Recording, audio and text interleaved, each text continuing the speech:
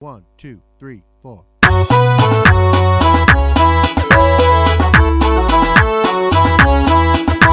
Tadurin Yesu tu kondora maha. Tadurin Yesu anu kondori dagro. Jawar barul layo Jawar barul layo yal. Jawar barul layo Jawar barul layo yal.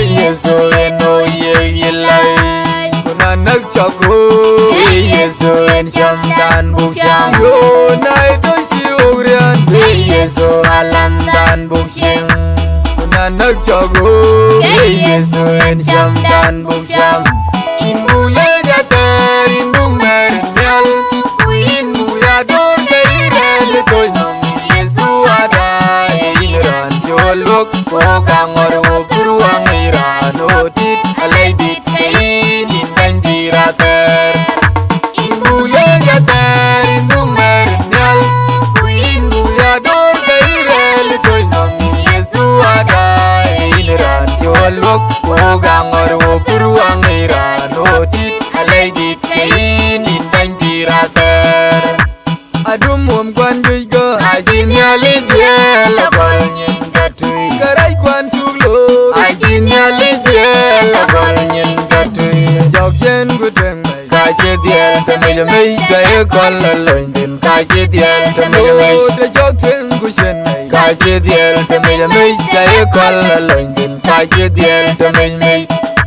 Inbu legater inbu mernyal Uin Inbu ya dor keirel toy nomin Yesu ada Iran cholok Wakang orwo piruang iran Otit alay dit kain Intan pirater Inbu legater inbu mernyal Uin Buya dor keirel toy nomin Yesu ada Iran cholok Wakang orwo piruang iran Otit alay dit kain Intan pirater Ngadian sadum humnyai Yesu bandit biro egwa Ngadian sadum humnyai Yesu bandit biro egwa Ajinyai semeninya bedeng Ajinyai semeni isi jari Ruta jenjan nyam Bibat Bijenda kong ganting datyo Ajinyai semeninya bedeng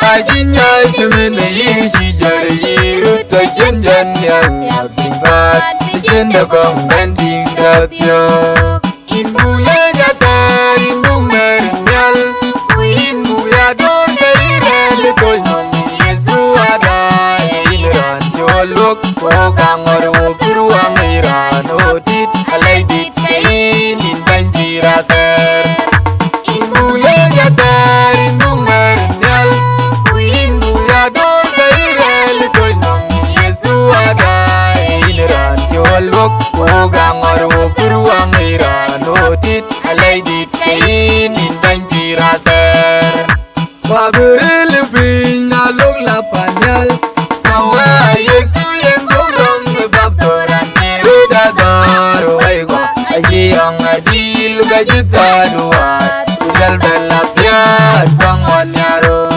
Pirpot cegwir Pirpot akure jen cegwir danwo Uranin tayu gerarel Gijin gang getawa